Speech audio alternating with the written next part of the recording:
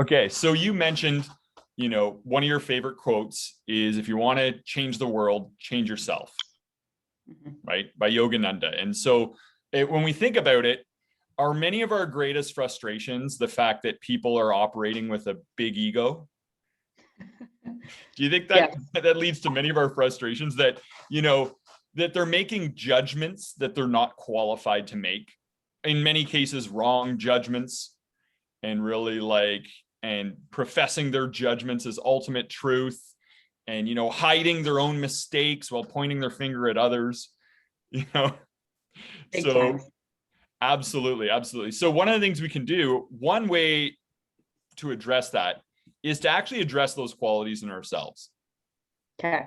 And that might sound a little counterintuitive, but the best way to actually influence people is through example. Right? I believe that. Yeah. So the best thing to do is just to champion those virtues of modesty for ourselves, and then let others be inspired by our example.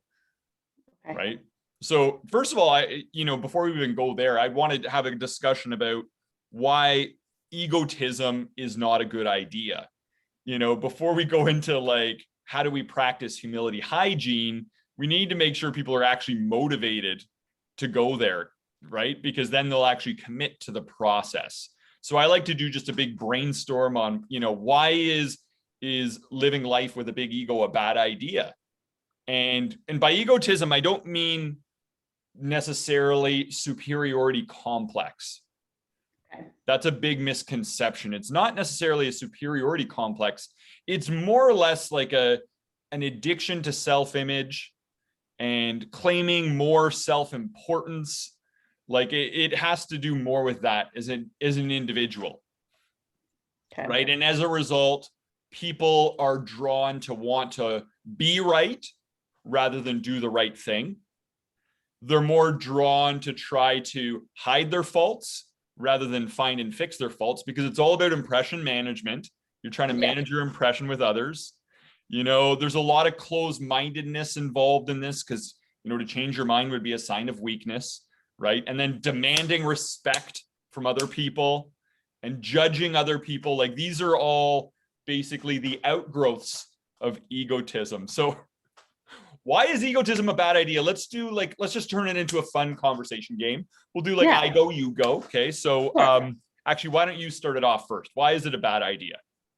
Well, I definitely think it's a bad idea because you're not acting from truth. You're acting from how you want others to see you. And I don't think that's fulfilling. I think that's like a dead end. It's you're right. You're not being authentically you. Right. You're trying to portray this false self and manage that image. And that's not really fair to yourself or to others. Love it. Okay. I think one is that you become developmentally crippled because, you have to be honest with yourself if you want to change. And there's a lot of dishonesty, unconscious dishonesty, when you're a slave to the ego. There's this quiet desperation under the surface. You're just trying to maintain that image. And, it's like you'll chop down everyone's heads just so you're a little bit taller, and you'll develop irrational dislike towards people. But really it's just a hidden jealousy you have, and all these different things. So, all right, I pass the baton over to you. There you go. Bam. I would say even in terms of helping others, I feel like you're blinded by your own needs and desires first. So again, you're not authentically even helping others in what you do. Yeah. It gives you a selfish focus. So you're not really having as much regard for the well-being of those around you, which can disconnect you from other people. Right? So absolutely beautiful point with that one. I think also a big side effect here is we will fall into the habit of thinking we know best. That's what egotism does. We believe that our opinions are facts, And this always happens when we aren't qualified to know what is best. So we'll say things like, life should be different. Life should be this way, and this person should be that way. And people are doing it wrong when it comes to this, this, and this. And then we end up with all of this suffering from our unmet expectations, when really, as a matter of ego, we promoted ourselves into a position of making these judgments we weren't qualified to make.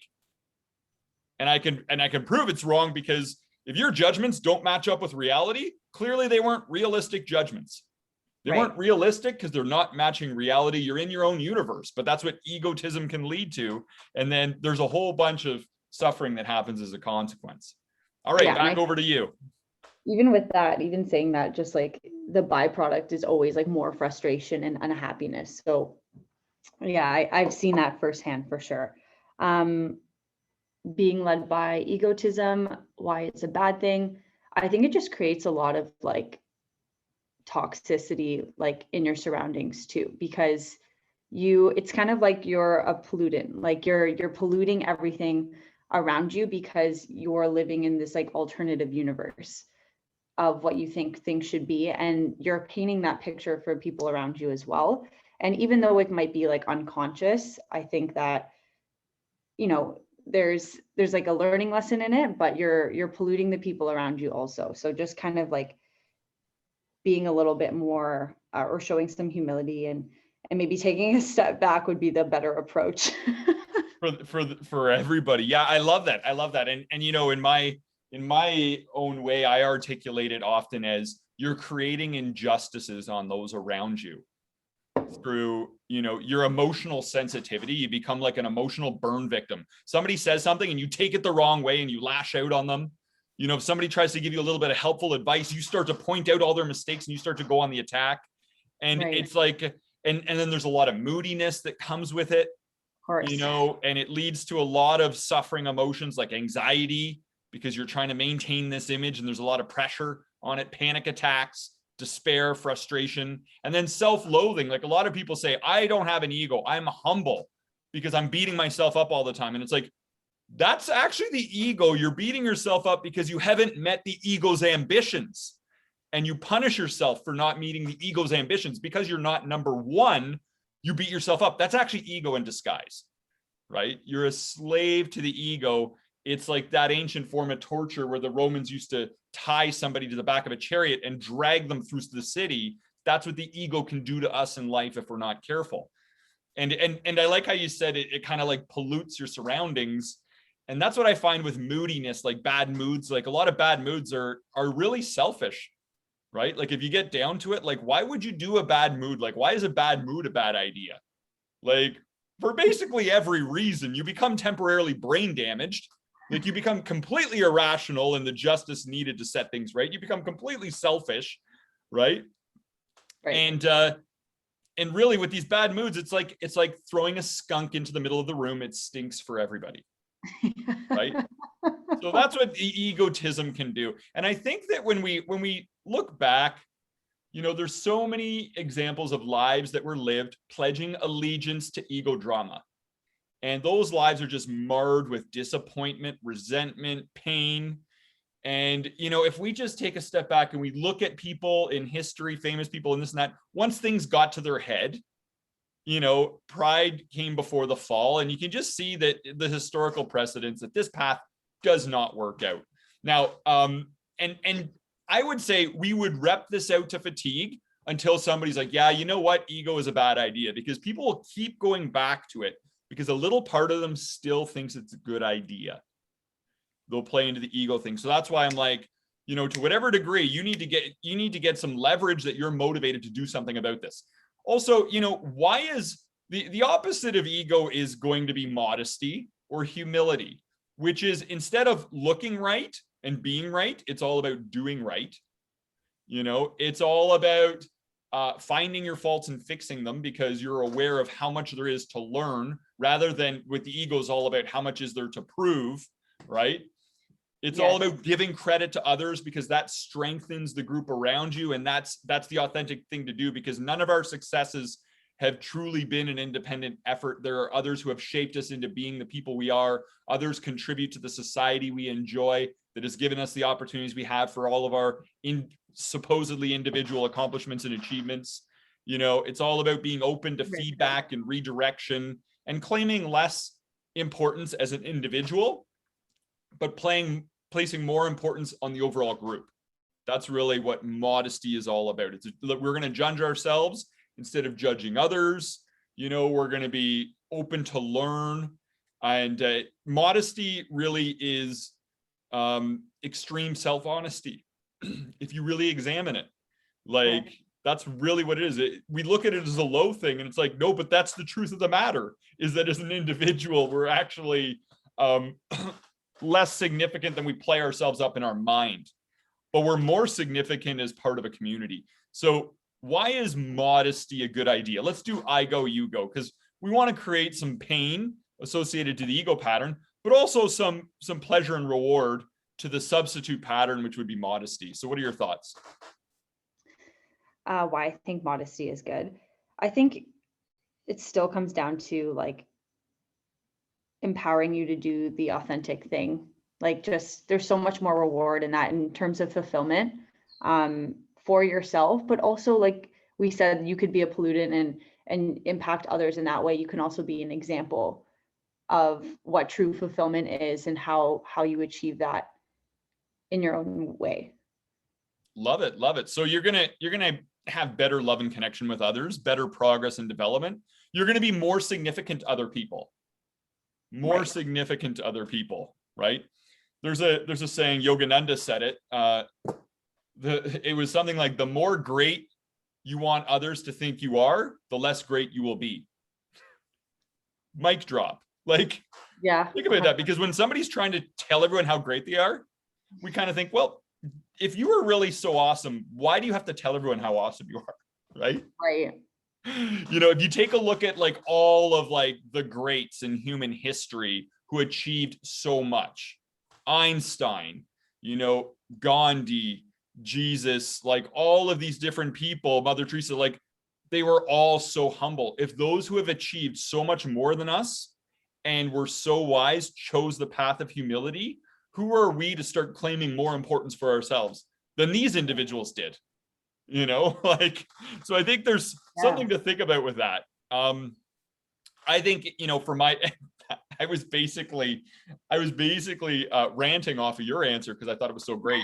My actual answer is it's a greater acceptance for life and reality.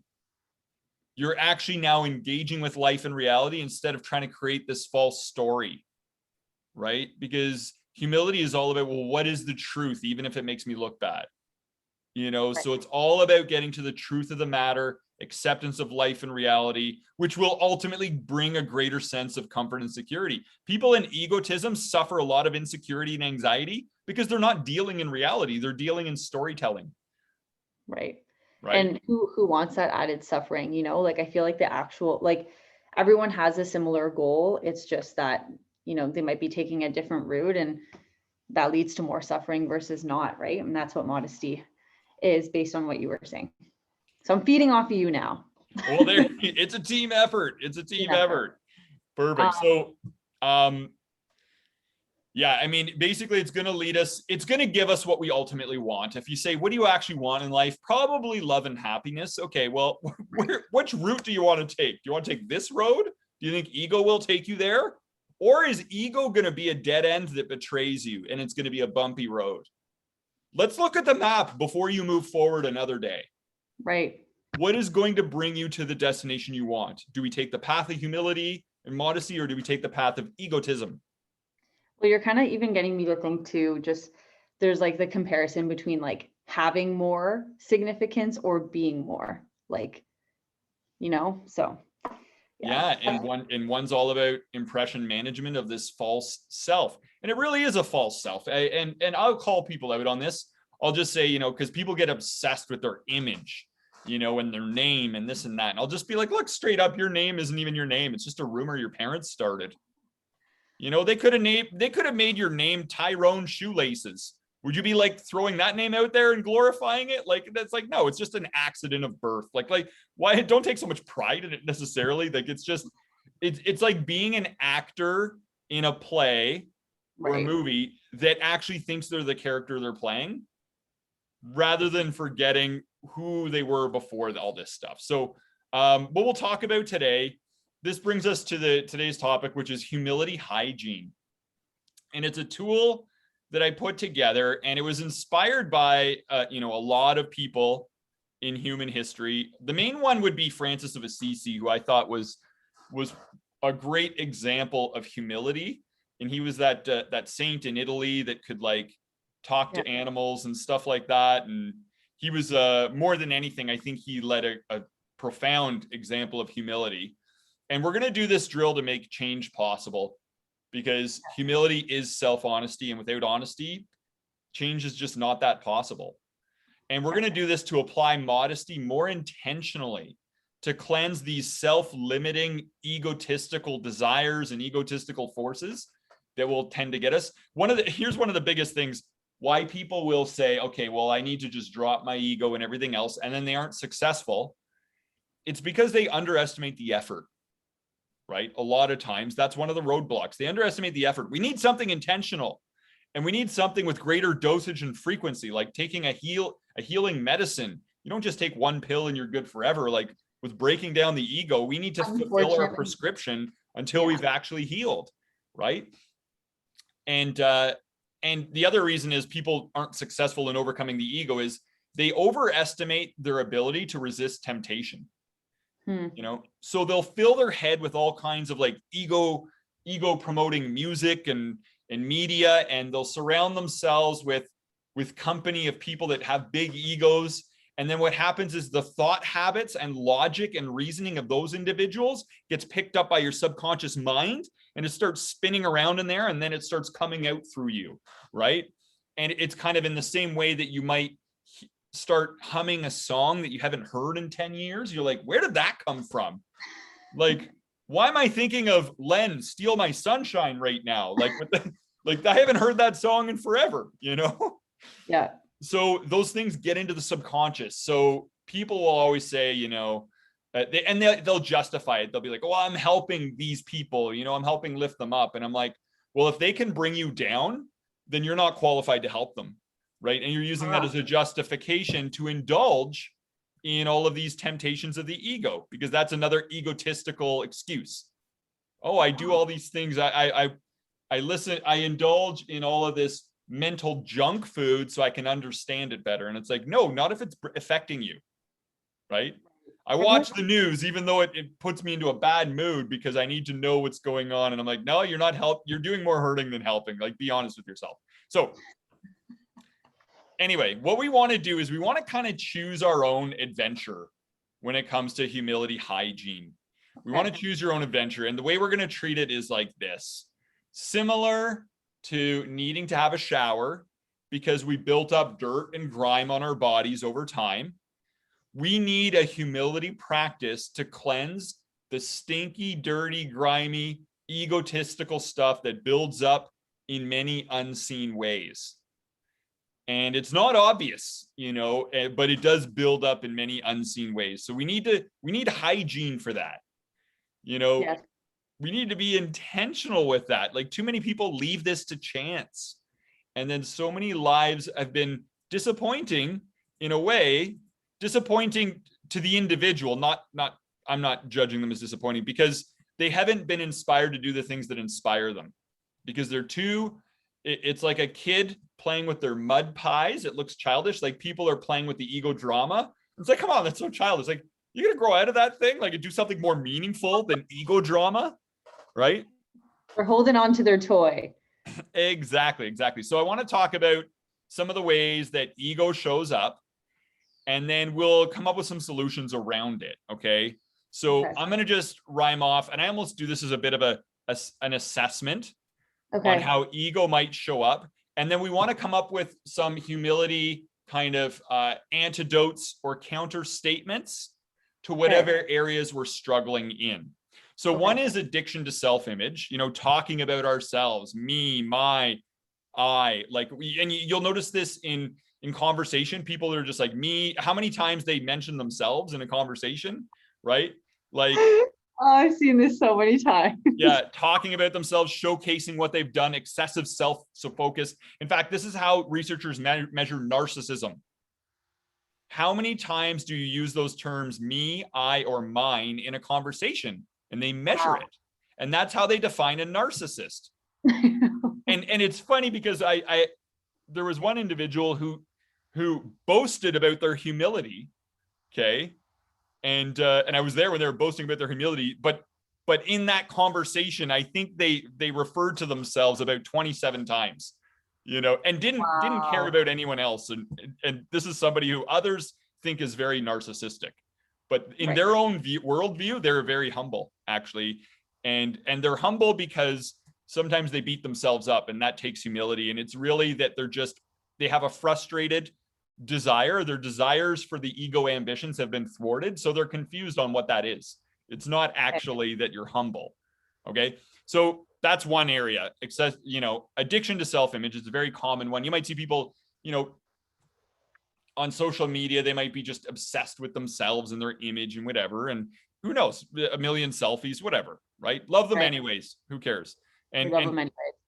And another category is, this is the most common one, okay, that gets most people, is thinking we can judge what is best. Thinking we can judge what is best. Frustrated that others are doing it wrong in work, spirituality, relationships, health, or other categories of life, right? For example, my kids don't listen to me when I ask them to do something, right? And I'm like, I had somebody say that to me yesterday. And then I said, why is it a good thing they don't listen to you? That's a phenomenal counterstatement. And he's like, well, I guess they're learning to be more independent. And he's like, I guess they're learning this and learning that. And he's like, you're right. It is kind of a good thing that they don't necessarily listen to me, right? I'm like, they're good kids, right? But this is a necessary, rite of passage, is that they start to, branch out from you a little bit, right? So that's another form of egotism. So I'd say, so right now I'd kind of get people, score yourself, be as completely honest with yourself, like, how does egotism show up in your life? Which dimensions are relevant to you? Because for those dimensions, we're going to come up with some solutions, right? Another one is difficulty trusting the process.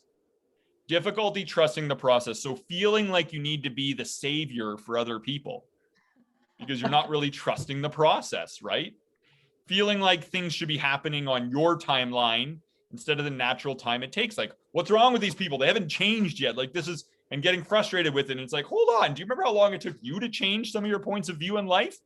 Right. It took you a decade to change your point of view about this or that. And I'm speaking of myself here, because I know, like, for me, a lot of my points of view took me forever to change.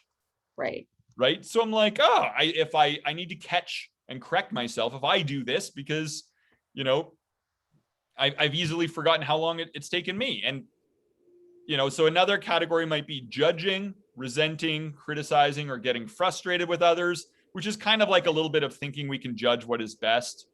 And really, the ego inspires people to focus on the faults of others, to take attention off of our own shortcomings. That's like a subconscious ego objective. That's how the ego will enslave us. So people will blame others when they're doing badly, Right. And it's egotistical ambition that turns admiration into jealousy or envy. Jealousy and envy are the evil twins of admiration. It's admiration plus ego equals jealousy, right? Wow. Admiration plus humility equals, cooperation and progress, right? You can now learn from people. You can unite efforts with them, and it's embarrassing to have a sense of envy towards other people. So they're always in denial about it, but it gets expressed as mean-spirited thoughts and behavior towards others, because we feel that as an expression of superiority or a false sense of power. So we get some of our power back through the mean-spirited thoughts and behavior. But ultimately, why is that a bad idea? It's one of the most painful emotions. Dr. Norman Deutsch, who wrote The Brain That Changes Itself, I saw him speak once, and I love the way that he talked about envy, because he said, all the other of the 7 deadly sins are fun. Like wrath can be fun, lust, fun, greed, fun, sloth, fun, envy, no fun. Like envy sucks. Oh, that's perfect. Now, so it might show up, egotism might show up as this greater sense of self-importance, a sense of elitism. Right. If you're an elitist, or a desire to be perceived as more than others, feeling like you need to be number one. Why you? Why do you need to be number one out of everybody who could be number one? So, and feeling like if you're second best, you're the worst, right? Now, this is feeling like you need to be number one. If we take an honest reflection on that, yeah, have I ever felt like I need to be number one? That is actually what Donald Trump has openly shared as his mantra. Really? Yes. So you're basically in a complete alignment with him on his way of living and his underlying philosophy, if you feel like you need to be number one. Yeah, and Tony Robbins talked about it in the book Awaken the Giant Within. Oh.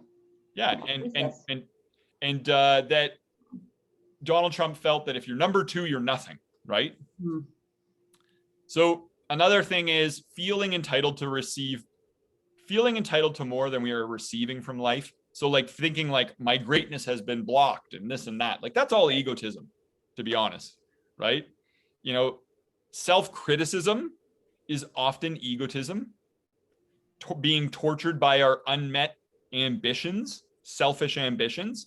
Low self-esteem is the flip side of an inflated ego. An inferiority disguise is worn to protect the ego. It's a way to deflect personal responsibility and reality checks, right? And then we'll say, and I've heard people say this, they'll say, look, go easy on me because I'm already so hard on myself. No. Before giving corrective feedback on somebody who has acted very egotistical, they're already trying to disarm the feedback, getting feedback by saying they're already so hard on themselves, not realizing that that's all coming from a place of just wanting to be number one and then beating yourself up because you aren't. Right? Yeah, no one's ever said that to me. That's interesting. I see where you're coming from. Yeah. And that's how it can be kind of tricky, right? And that's where I'm like, people underestimate the effort needed. We need reality checks from other people, really, because we all have hidden faults we can't see. We all have our own unconscious incompetence. We need others to help us with that, right? So another thing is pretending to be more than I am. That might be a dimension. Hiding our faults, exaggerating our strengths and accomplishments, embellishing things. Like, pay attention to this. Be an observer of your own life and just be like, did I exaggerate this thing just a little bit there just to be a little bit more impressive? Right. Like there are some extreme obvious examples of this. There's people who pretend like they're wealthy when they're not. They'll wear like super expensive clothes, or they'll have a super expensive car, but live in like a tiny little cubicle apartment, but they're just investing everything in their clothing in their car. There's people who flaunt a fake beauty thanks to surgery or implants. That's pretending to be more than we are, right? That's actually egotism, Yeah. A lot of times people say, well, that's really insensitive of you to say that. Like, you shouldn't be, people did this because, they had to for their self-esteem. And I'm like, yeah, they had to for their egotism. That's what they had to do it for. For modesty, they wouldn't have been inspired to do that stuff, right? They flaunt their athleticism, they could flaunt their popularity with fake friends on social media, buying likes and different things that people have done to try to manipulate their popularity to look like it's more than it is.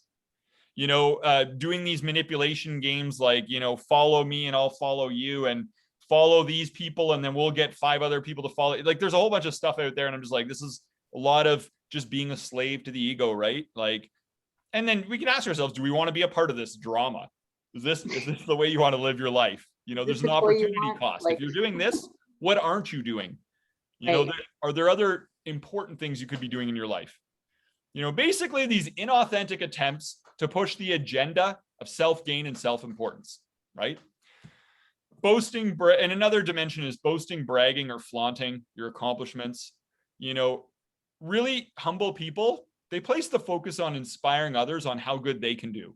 They may share an accomplishment or something like that, but it's more to inspire others in terms of what's possible. And that is ultimately the main point of their share. They'll be like, look, I went from this to this, but I'm doing that to tell you that you can do this to this, right? That's how a humble person might do it. They're using it as a teaching point, not a way to raise social value. That's important. I always listen for this when somebody's talking. I'm like, okay, because it'll be in the nuances and the details where you see whether they're actually driven by their ego or, you know, they have more of this beyond the self orientation where they're really there for others, right? And they'll always kind of somehow, I think they call it humble bragging. Like they kind of seem like, well, I was talking to this, you know, this person, and then they'll name drop and this and that without a point that benefits the listener or inspires the listener. So, Got you it. know, another category is needing to be right. You know, one of the biggest signs of the ego is difficulty apologizing or admitting when you're wrong. Right? Now, needing to be right. And people will think of pride and lack of humility as something that others need, but you probably think of yourself as okay, right? Like that's what the way a lot of people look at it. Yeah. Those who have the most pride are often in the most denial about it.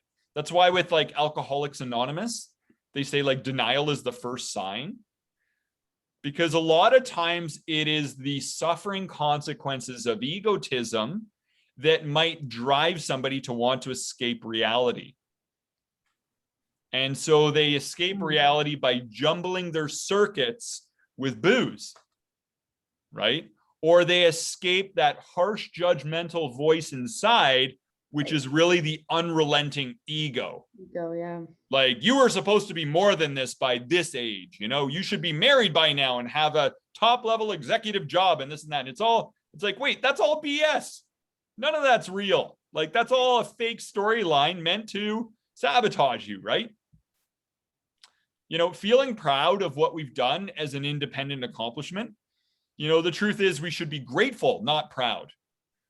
You read anything you're proud of, you should actually turn it into gratitude, because the truth is we are not the sole creator of our fruits and actions, but we are the recipient of tremendous support and help and opportunity.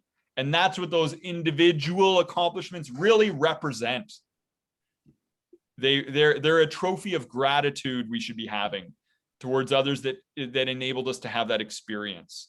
Because a lot of people will challenge me on that. They're like, no, I should be proud. I did this. I built this body. I got 6% body fat. I got my award. And I'm like, look, who had to do a good job so you could do a good job? You know, there were nutrition researchers and nutrition experts, and they shared their knowledge freely. There was the trainers who taught you how to train. There was people who invented the exercise equipment you used, and people who manufactured it. People who opened up a gym and put all their life savings on the line so you could train. People who invented computers and internet so you could access the knowledge resources you needed to do this. People who set up the competition that you'd be able to compete in. People who actually like judged you and had faith in you and deemed you worthy of this prize, right? Like, people who grew the food that you needed so you didn't have to grow it all yourself. You just go to a grocery store and buy it. Like, let's go through it. Let's go through it. How many, by the end of the time, but by the time you're done, a guy named Og Mandino said this. He said, if you want to be able to get a good assessment of your self-importance, take a pail of water, put your fist in it. When you remove your fist, the empty space left will give you an accurate measure of your own self-importance in the situation, right? That's so true though. Like, I mean, we do like with certain things in our life, we're like, we earn this or I earn this and this is all me. But very rarely will you hear someone, you know, go back to, let's say, somebody who farmed the crops or, you know, gave you the resources via the internet. Like, yeah, that's super, super empowering, I feel like, to think back at or to. Yeah.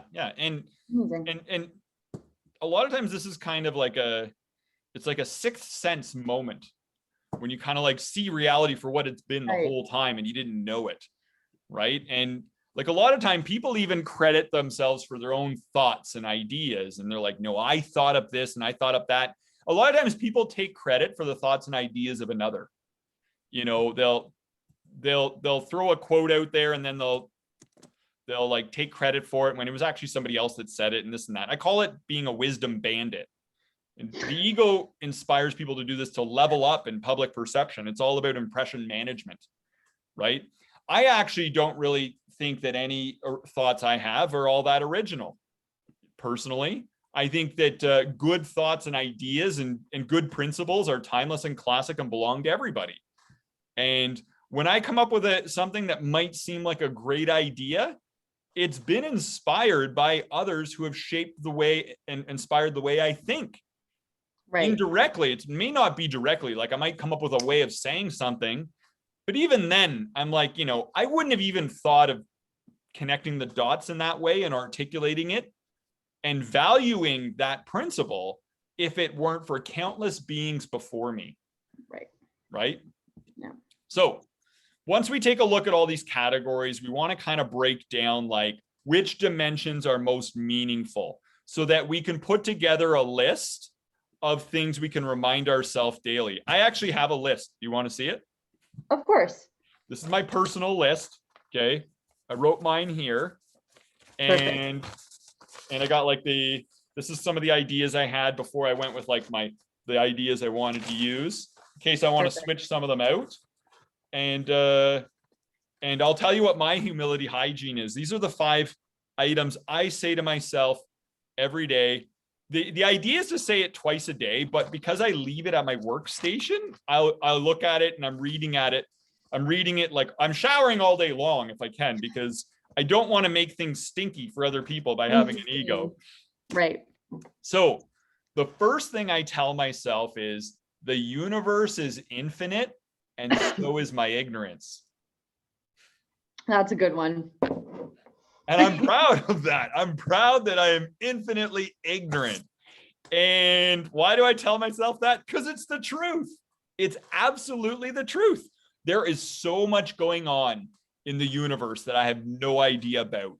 Distant planets and stars and galaxy. For all I know, our entire planet might be an intergalactic reality show. And other beings are just watching and eating popcorn with their feet up and laughing.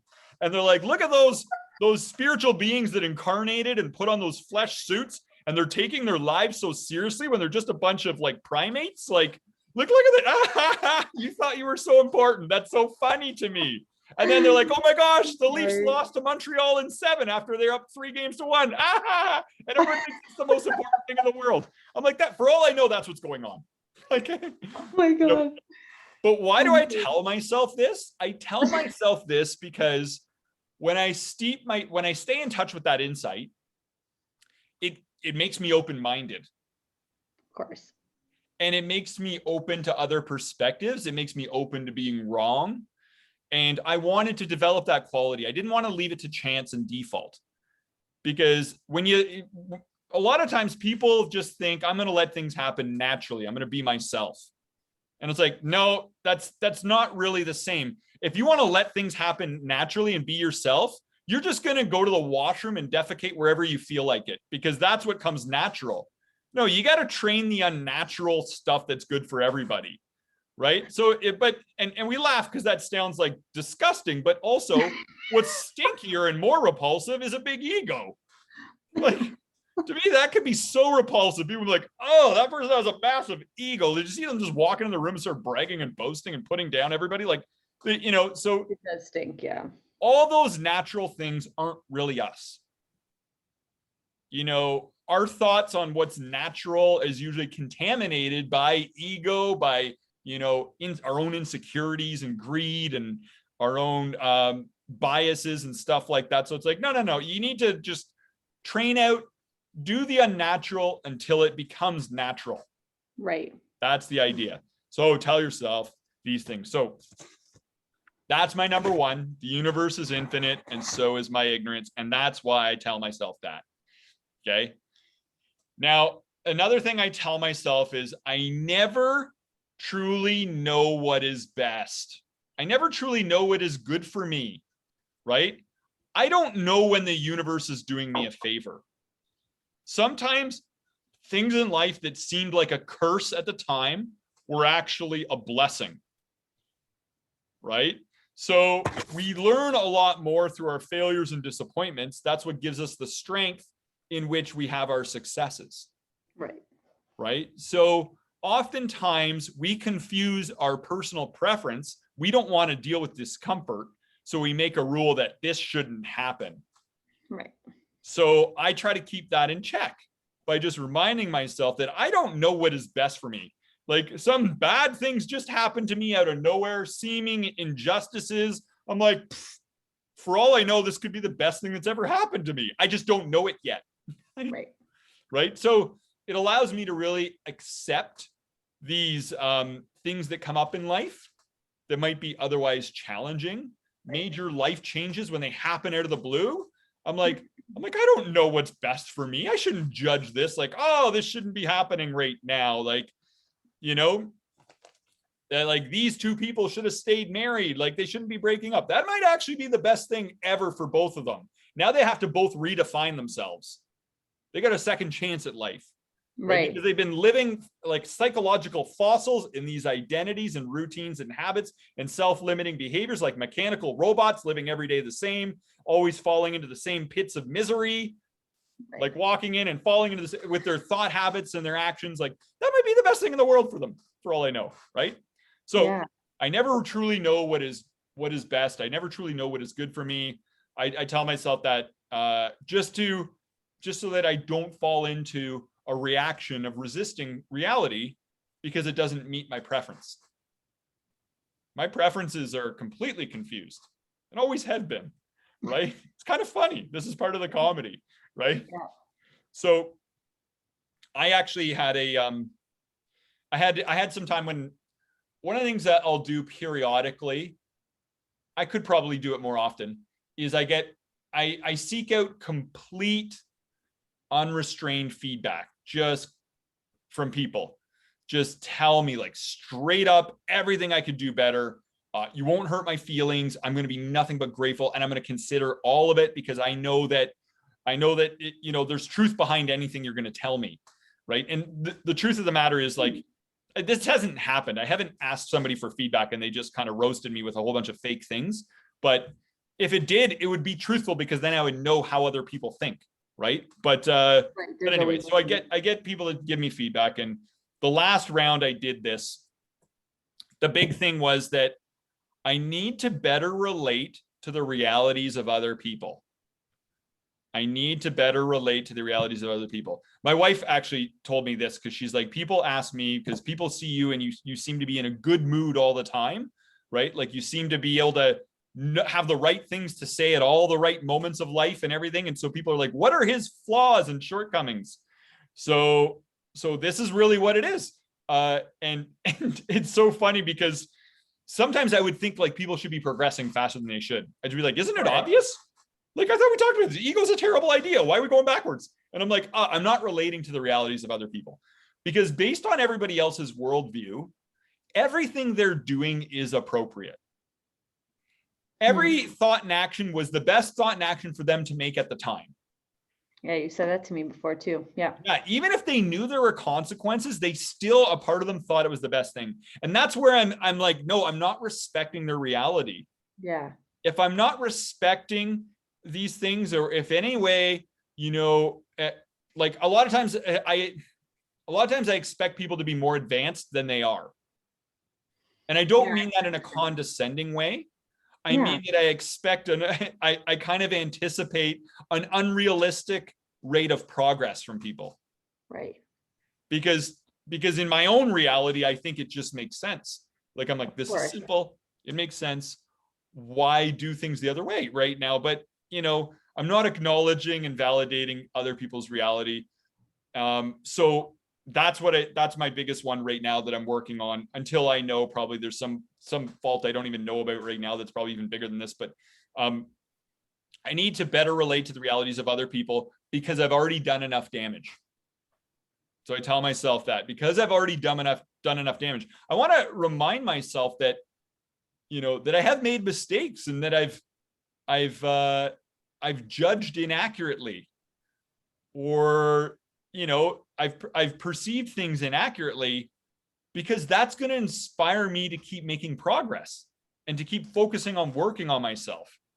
So much of the time, people may be tempted to soothe their egos by focusing on all the good things they've done and downplaying all the bad things they've done to other people. Right? Or not owning, or trying to forget like the mistakes that you've made and whatnot. Yeah, and it creates this distortion.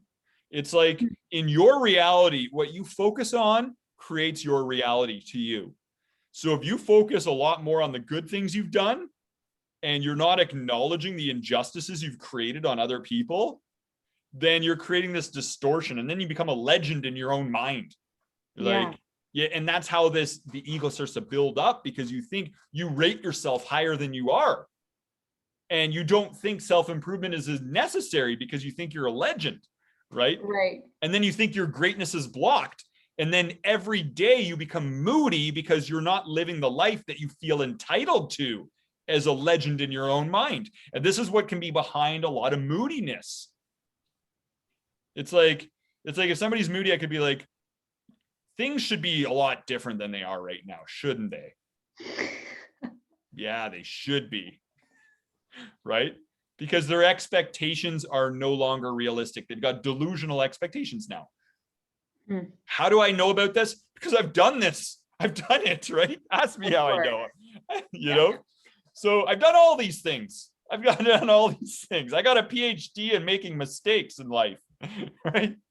No, I like that reminder. I'm not done yet. I'm going on to a triple PhD. Not dropping out of school of life. Yeah. So another thing I'll tell myself is so that I'm not claiming more self-importance, because sometimes I think, I was in the habit of thinking like, I've got these special opportunities in my life and I need to really make a difference and make a big impact and do these things. Like I used to kind of think that I was on some sort of a mission that was special, but then I'm like, this is all ego. It's all ego. Like all this social, even like the social justice stuff that you think is like there's so much ego behind it deep down, right? It's not the path.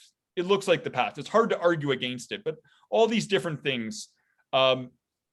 Here's what I remind myself is that without other beings, I would be a primitive beast living in harsh conditions, enduring a brutish life, suffering with the elements outside, rain, snow, sleet, eating tree bark because I'm not fast enough to catch chipmunks to eat, like whatever. Like I get to enjoy a society which is the gift and legacy of countless beings. Okay. Everybody contributes to this group project we call humanity. All of the conveniences I enjoy are because of other people. Everything great about my life is because of other people. So I always think of other people when I'm thinking of things. A big contentious point recently has been COVID-19 vaccine. There's a lot of hype about, the side effects of the vaccine and people having strokes and all these different things. And if you're young, you're not even really at risk. Like you probably won't have any problems with COVID anyway, and this and that. So for me, the deciding factor, and people are researching all the side effects and this and that. For me, the deciding factor was forget me, what's best for society, because I'm grateful to society. And so I want to do what's best to society. And I don't care what vaccine it is. I'm going to get the first vaccine that the society deems as appropriate. And I'm going to get it. I have no fear of COVID. Really, I don't. Like, if I get it, I'm pretty confident. I'm arrogantly confident I would recover. I don't know for a fact I would, but in my own reality, I don't perceive it as a big health threat. But I thought I'm going to get it. And so I got AstraZeneca, which I think a day later it was taken off the market for its side effects. but I'm not bothered. I still, I'm Yeah. like, whoops, I got the wrong one, right? But Brendan. I also, you know what else I got? A 2-day hangover from that thing. I was like laid out on the couch with a headache and everything else. And My dad too. I Same was thing. like, what? I haven't drank alcohol in like years, but I forgot what a hangover feels like. Thank you, AstraZeneca, for reminding me of why I don't drink or anything, right? You kill me sometimes. But yeah, so basically my deciding factor on whether or not to get the vaccine was my gratitude towards everybody else. I will assume whatever risk is necessary, and I will never regret it, because I'm grateful to everybody in society because of all of the cool stuff I get to enjoy at this time in human history. We have so much cool stuff, right, that we get to enjoy, and it's because of other people. So I want to just keep building up that gratitude towards other people. So I remind myself of that, how much worse I'd be off without other people. I remind myself twice a day, and that inspires my decision making on things. Like, it just becomes like a natural reaction. Yeah, I'm going to get whatever vaccine as soon as it becomes available, because that's what's good for other people. And I'm grateful to other people. I don't care if I get a blood clot, whatever. I'd be like, well, at least I did this because at least I got my principles right. And I did this because I love and respect other people. So, I'll take that. Right. I'll take those odds. So the last line that I tell myself is that everything good comes through me, not from me. Everything good comes through me, not from me. And I tell myself that twice a day. And the reason I do is that is my ego vaccine. It makes sure that I don't get ego, because how can I? When I start to look at things that way, that I am not the original source of goodness. I can channel goodness. I can be inspired and pick it up, but I'm more like a hollow tube than anything. I'm not the original source of any of this stuff. I didn't invent wisdom. I didn't invent virtue. A lot of these truths that I may be talking about, I didn't invent any of this stuff. I didn't even invent this pen or even a grain of rice. Like, nothing I'm the original source of. Right. Yeah. I didn't even invent this facial hair. It just kind of happened naturally from my face, and I manage it, And I manage it. That's I hear you. But thinking like, and so telling myself that everything good comes through me, not from me, keeps me hyper aware of the original source of goodness. And I feel like the more that I can tell myself that, and the more that I can embrace modesty, the more that goodness can come through me without it leading to my destruction. 100%. So I feel like I can be a way to channel great ideas and wisdom to other people and have more to give if it's not going to lead to my self-destruction by going to my head. Right? Because ultimately, I think one of the most fulfilling things in life is just to be a blessing for other people. Like, it's more fulfilling than winning an award for myself or anything else, right? Like, it's just to be a blessing for other people. Like that's it. So these are the things that I love that. These are the things I tell myself on a daily basis. And, I would encourage anybody to consider, like, what dimensions of ego do you struggle with? And what are some affirmations or reminders or perspectives that are empowering that can counter all that stuff? It can be painful to revise our views. It can be painful to revise our opinions and beliefs. However, it's more painful not to. A life of egotism can be super, super painful. And we can learn that lesson the easier way or the harder way, right? And I try to think of this like an express lane. I want to get in the express lane and get out of the collector's lane of of being a slave to ego. You know, and there was a quote I love that I think kind of summarizes it, and it's Sri Nisargadatta Maharaj. He wrote the book I Am That, and he says, "Love says I am everything. Wisdom says I am nothing. Between the two, my life flows." Always got a really good quote up your sleeve. Wow. Yeah, love says I am nothing. Wisdom says I am it. Or sorry, no, wait, that wasn't it. Opposite. I got them reversed. Reverse, they're really bad. Love says I am nothing. Wisdom says I am everything. No. You know, no. Love says I am everything.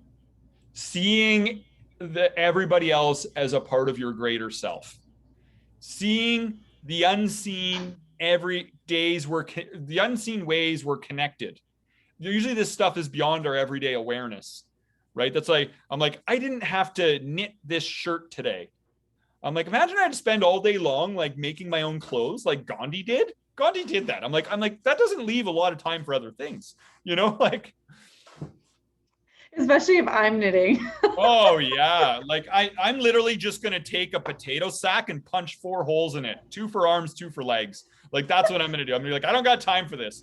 Accept me as I am. I'm wearing a potato sack, you know, like, but yeah, so this is everybody, this conversation I think is relevant to all of us, because I think we're all united in our journey. We all want a life of happiness and love. And this is a major obstacle on the path there. We have to devise a map to get around this obstacle. Otherwise, we're going to hit it headlong and there's going to be pain and consequence. You know, I think a good standard is that if somebody were to ask you, you know, like, how do you keep your ego from growing, that you have a 10 out of 10 inspiring and compelling answer for that.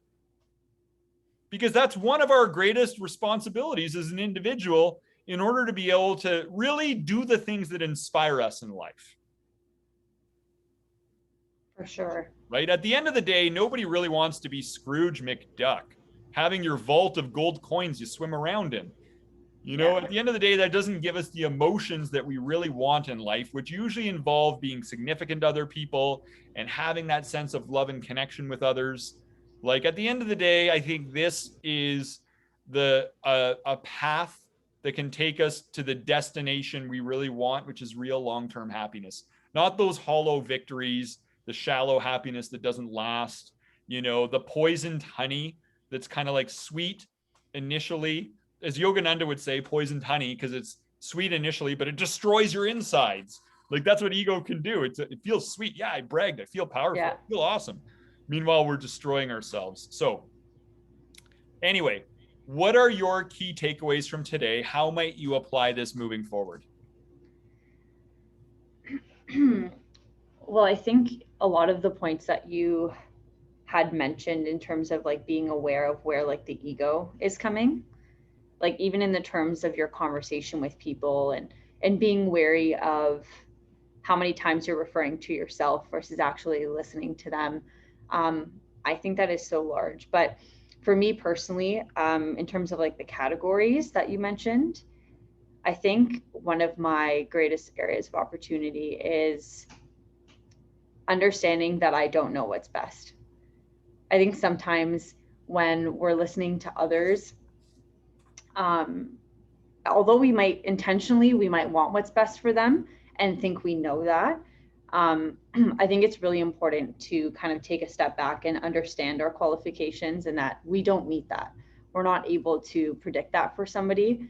I think that could bring a lot of humility in your life too, because you're accepting the opportunities, you are accepting the person and what they're going through, and it'll allow you to be a lot more relatable too, right? Because, you know, all we want is to be able to help and serve others and support them, and sometimes the best way of going about that is just like showing that through yourself too, right?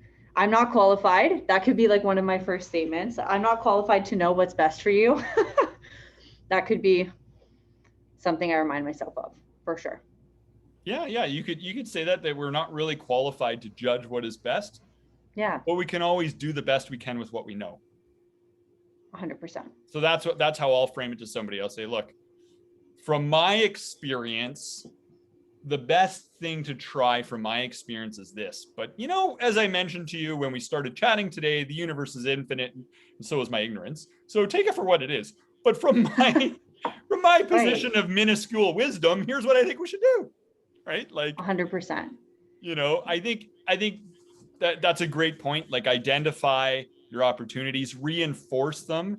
Think of it like medicine that you need to take like maybe twice a day is the proper dosage to internalize it. Because of ego, we will never actually follow through with the solution in a satisfactory way because we overrate our abilities to just absorb and apply wisdom. That's why so many people can like read so many self-help books, go to church so many times, go to so many courses, yet still live a disempowered life.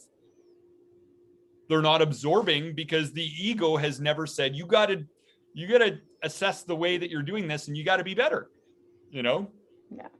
So that was, another thing to keep in mind is the influences we surround ourselves with. Yeah. Are we really qualified to indulge in some of these influences? Right? Like sometimes I had to change my taste in music because I found that music could change my state more than I thought, more than I acknowledged. Right? And so now my musical taste is based on what kind of keeps me in a peaceful state more than anything. Getting unrestrained feedback from others is a good action step. I think also is whenever you're complimented, how can you handle that? Right? Like that's always like a tricky point. Like if somebody compliments you, what do you say? And I think like how can we take the path of humility there? And for me, I think it's good to I got you back. Hey. Oh, you're on mute. But I knew what you were saying. We just got, I love when life just gives us these coincidences, like just humbling us at the end of a talk on humility. Like, look at that. Look at our technology let us down. Our Zoom call just shorted out on us. I tried to talk while muted, like what a perfect way to punctuate today's talk. All right. That's so good. Just remind me, because really, I think, as I've heard before is, really, I think everything in life is just to educate us or entertain us. That probably did a little bit of both, All right. So definitely double E.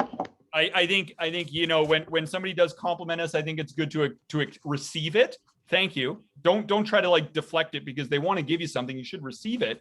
And then I'd say, thank you. And, my success is really a reflection of the success of many others who have supported me, inspired me, and shaped me into being who I am here today. I think that's a nice way. I've spent a lot of time trying to brainstorm how to receive compliments because I sucked at it. I try to like deflect it. No. Right. Like, and I'm like, no, that's not good. That creates a little bit of disharmony. They're trying to actually acknowledge something they appreciate. So I'm going to receive it, but I'm going to receive it as a gift on behalf of all of us, which is even better. I'm going to receive it on behalf of all of us. So I found that that's actually the response. I did a lot of trial and error on that one. Okay? Yeah. Right. And but I think like early on, I remember times when I'd receive a compliment and be like, thanks, I worked so hard and blah, blah, blah. And it's awesome that it worked out right. Like, ego. Like, what am I doing? Like, that's not inspiring anybody, So, all right.